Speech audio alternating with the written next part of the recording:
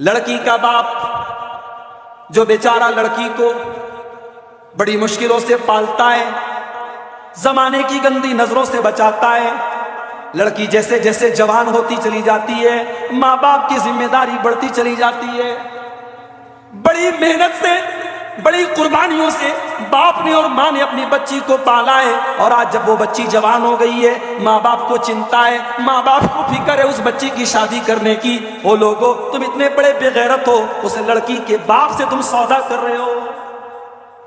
سودا ہوتا ہے سودا، لڑکا جتنا کامیاب ہو اتنا زیادہ سودا ہوتا ہے۔ لڑکا اگر کسی گورنمنٹ ٹیچر ہے، لڑکا اگر دلی میں جاب کرتا ہے، لڑکا اگر اچھی پوسٹ پر ہے، تب تو صاحب 5 لاکھ سے کم میں بات نہیں بنے گی۔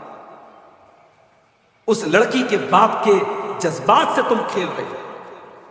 یا تو وہ اگر پیسے والا ہے تو ٹھیک ہے 4 لاکھ 5 لاکھ دے دے گا، اگر غریب ہے تو کہاں سے دے گا؟ اور نہیں دے گا تو اس کی لڑکی 25 سال کی، 30 سال کی، 35 سال کی ہو رہی ہے، باپ کے پاس جہیز کی ڈیمانڈ پورا کرنے کا انتظام نہیں ہے، تو میرے بھائیوں بتاؤ وہ لڑکی جو 35 سال کی ہو رہی ہے، اگر اس کے قدم بھٹک گئے اور اگر وہ غلط راستے پر چلی گئی، اس کا ذمہ دار کون؟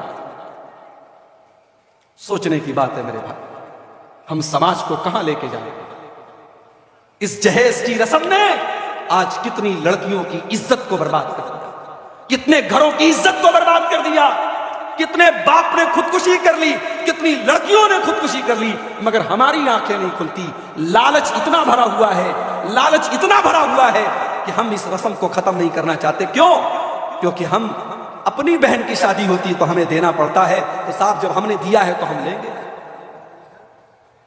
ایک بات نوٹ کر لو میری، دینے والے کی مجبوری ہو سکتی ہے، لینے والے کی کوئی مجبوری نہیں۔ اگر آپ لڑکے والے ہیں اور آپ لے رہے ہیں تو یہ آپ کی مجبوری نہیں ہے، یہ آپ کی شرارت ہے، اور اللہ کی آپ کو اس کا جواب دینا۔ اللہ کے نبی فرماتے ہیں عورت کے اندر 4 چیزیں دیکھی جاتی ہیں۔ مال یہودی دیکھا کرتے تھے، خوبصورتی عیسائی دیکھا کرتے تھے، اور خاندان مکہ کے مشرکین دیکھا کرتے تھے۔ اور اسلام جب آیا تو اسلام نے خوبصورتی سے منع نہیں کیا، مال سے منع نہیں کیا، خاندان سے منع نہیں کیا، مگر اسلام نے سرووپری سب سے اوپر کس چیز کو رکھا؟ فرمایا فَاظْفَرْ بِذَاتِ الدِّينِ، تم دیندار لڑکی کو اپنے گھر میں بہو بنا کر کے لاؤ۔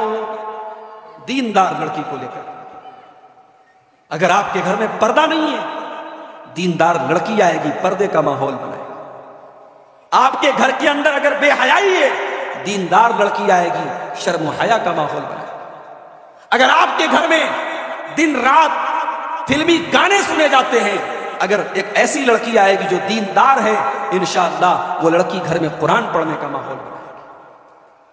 تو اگر اپنے آپ کو اور اپنے پریوار کو جہنم کی آگ سے بچانا ہے تو شروعات یہاں سے کرنی ہے۔ اللہ کے نبی فرماتے ہیں کہ دیندار عورت کو تم اپنے گھر میں بیوی بنا کر کے لے آؤ، کامیاب ہو جاؤ۔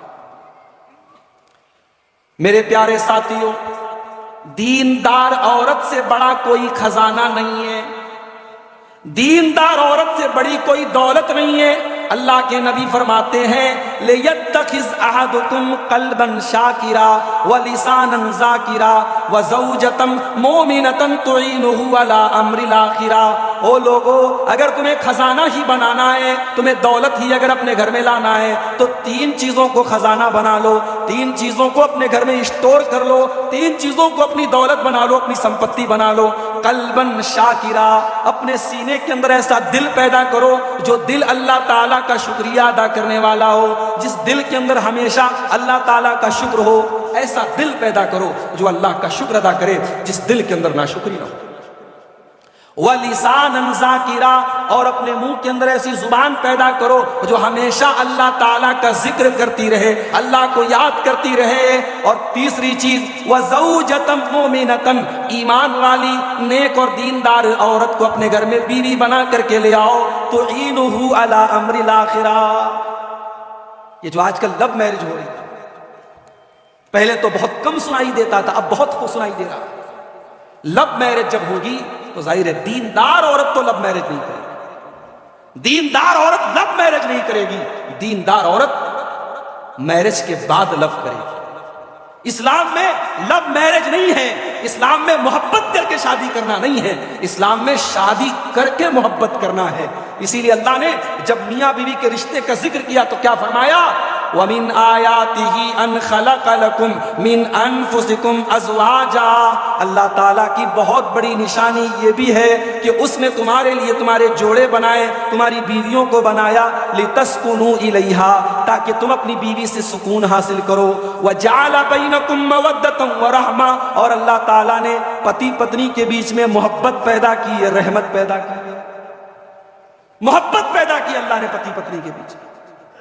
یہاں تو بغیر شادی کے زنا ہو رہا ہے، بدکاری ہو رہی ہے، اور اس کو لو اور پیار کا نام دیا جا رہا ہے۔ اللہ کی قسم وہ لو نہیں ہے، وہ لشٹ ہے، وہ پیار نہیں، وہ ہوس ہے۔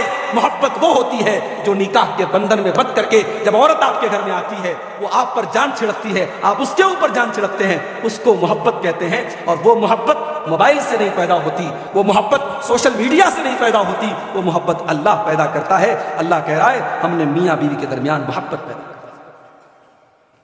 اور جانتے ہو میاں بیوی کا رشتہ بڑا پیارا رشتہ، اللہ نے فرمایا ہن لباس لکم وانتم لباس لہن، اے مردو تمہاری عورتیں تمہارے لیے لباس ہیں، اور اے عورتوں تم اپنے مردوں کے لیے لباس ہو۔ مرد عورت کے لیے لباس ہے، عورت مرد کے لیے لباس ہے۔ لباس کا مطلب کیا ہوا؟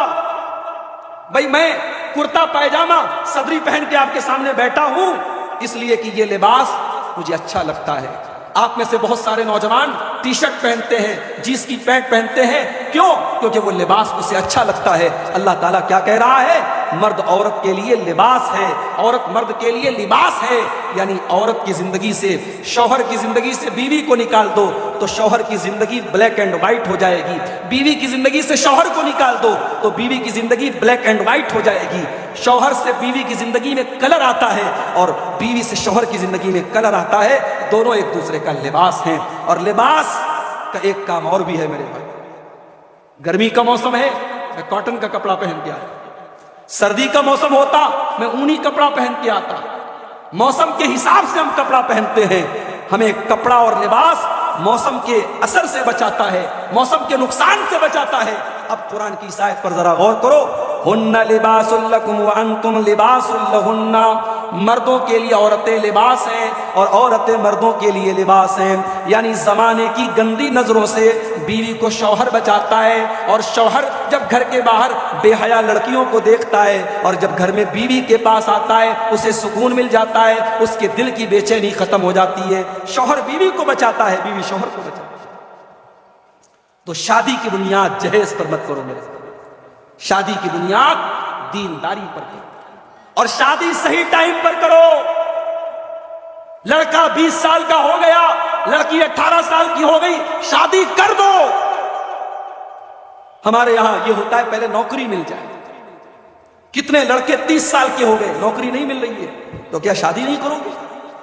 بھائی مجھے بھوک لگی ہے، مجھے کھانا چاہیے، رات کو 10 بجے میں نے کھانا مانگا، کھانا نہیں ملا، 11 بج گئے، 12 بج گئے، رات کے 1 بج گئے، اور آپ آ کر کے مجھے تسلی دے رہے صاحب سو جائیے، صبح آپ کو کھانا دیں گے۔ تو صبح تک تو میری حالت خراب ہو جائے۔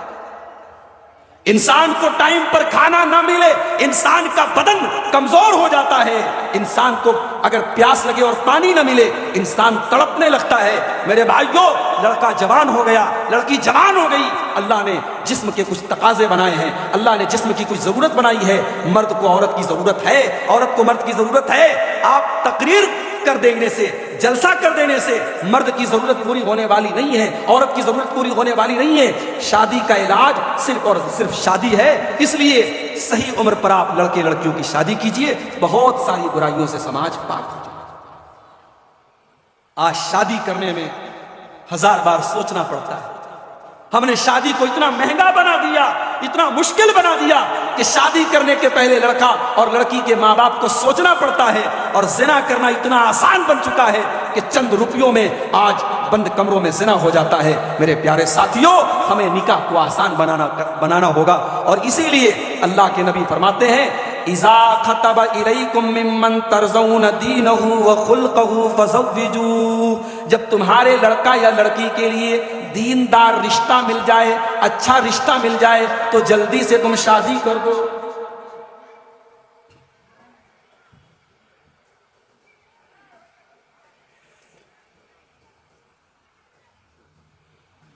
جب تمہارے لڑکا یا لڑکی کے لیے دیندار رشتہ مل جائے تو تم جلدی سے شادی کر دو۔ اگر تم شادی کرنے میں تاخیر کرو گے، دیر کرو گے، تکن فتنۃ فی الارض، تو زمین میں فتنہ پھیل جائے گا، وفساد عریض، اور زمین میں بہت بڑا فساد پھیل جائے گا۔ اب شادی کی بات آئی ہے تو ایک بات اور کہنا چاہتا ہوں، ہمارے یہاں رشتہ لگا نہیں، لڑکے نے لڑکی کا نمبر حاصل کیا، بات چیت بھی کرنے لگے، ملاقات بھی کرنے لگے، اور کہیں کہیں تو سمجھو نکاح کے پہلے لڑکا یہ سمجھنے لگتا ہے لڑکی میرے لیے جائز ہو گئی، حرام ہے یہ کام کرنا۔ صرف رشتہ لگا ہے، صرف منگنی ہوئی ہے، آپ کو حق نہیں ہے کہ آپ لڑکی کے قریب جائیں میرے پیارے سے۔ ہاں، رشتہ اگر لگ گیا ہے تو شریعت نے اس بات کی اجازت دی ہے کہ مرد عورت کو ایک بار دیکھ سکتے۔ آج کا دور موبائل کا دور ہے، لڑکی والے فوٹو اگر بھیج دیں، لڑکے کو ایک نظر فوٹو دکھا دیا جائے، مسئلہ حل ہو گیا۔ ایک نظر دیکھنے کی اجازت شریعت دیتی ہے تاکہ لڑکا بعد میں یہ نہ کہے میری مرضی کے خلاف میری شادی ہوئی۔ لڑکا لڑکی کو ایک نظر دیکھ لے، لڑکی لڑکے کو ایک نظر دیکھ لے، شریعت اس بات کی اجازت دیتی ہے۔ اب آئیے اس پر ایک بڑا پیارا واقعہ آپ کو سناتا ہوں۔ اللہ کے نبی کے ایک صحابی تھے، حضرت مغیرہ ابن شعبہ رضی اللہ تعالیٰ عنہ۔ حضرت مغیرہ ایک انصاری لڑکی کو نکاح کا پیغام بھیجتے ہیں۔ اللہ کے نبی کو پتہ چلتا ہے، ابن ماجہ کی صحیح روایت ہے، اللہ کے نبی حضرت مغیرہ سے کہتے ہیں، اے مغیرہ انظرت الیہا، کیا تم نے اپنی ہونے والی بیوی کو دیکھا ہے؟ کہا نہیں ہے اللہ کے نبی، دیکھا تو نہیں ہے، دیکھا نہیں ہے۔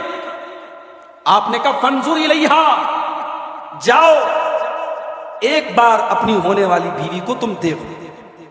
فَإِنَّهُ أَجْدَرُ أَن يُؤْدَمَ بَيْنَكُمَا، اس لیے کہ جب تم ایک بار لڑکی کو دیکھ لو گے تو آگے رشتے میں محبت بنی رہے گی، محبت باقی رہے گی، رشتہ اچھا چلے گا۔ ایک بار تم لڑکی کو جا کر کے دیکھو۔ اب بہت غور سے سنیے گا، بہت بڑی اور بڑی اہم بات آپ کو بتانے جا رہا ہوں۔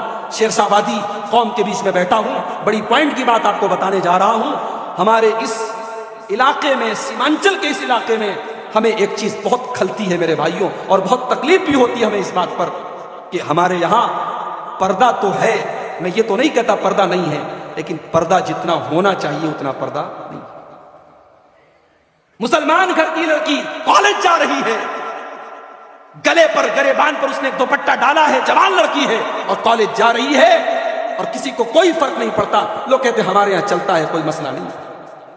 وہاں کرناٹک میں ہماری بہنیں مکمل پردے میں اور مکمل نقاب میں کالج جاتی تھی، اور آج جب ہائی کورٹ کا فیصلہ آ گیا، کتنی ہماری بہنوں نے اپنے پورے کیریئر کو داؤ پہ لگا دیا۔ وہ بیچاری ایگزام میں گئی، اور ایگزام میں جب وہ ایگزامینیشن ہال میں جب جانے لگی، اور وہاں پر کالج کی طرف سے جب منع کر دیا گیا کہ آپ کو اپنا برقع اتارنا پڑے گا، آپ کو اپنا حجاب اتارنا پڑے گا، ان بہنوں نے ہماری، اللہ ان کی مدد کرے، اللہ ان کی مدد کرے میرے بھائیوں، اپنی پوری زندگی کو داؤ پر لگا دیا۔ انہوں نے کہا نہیں، ہم حجاب تو نہیں اتاریں گے، ہم نقاب تو نہیں اتاریں گے، ٹھیک ہے تم ہمیں ایگزام نہیں دینے دیتے، ہم ایگزام نہیں دیں گے، ہم ایگزام کو قربان کرتے ہیں، ہم ڈگری کو قربان کرتے ہیں، ہم پڑھائی کو قربان کرتے ہیں، مگر ہم حجاب کو قربان نہیں۔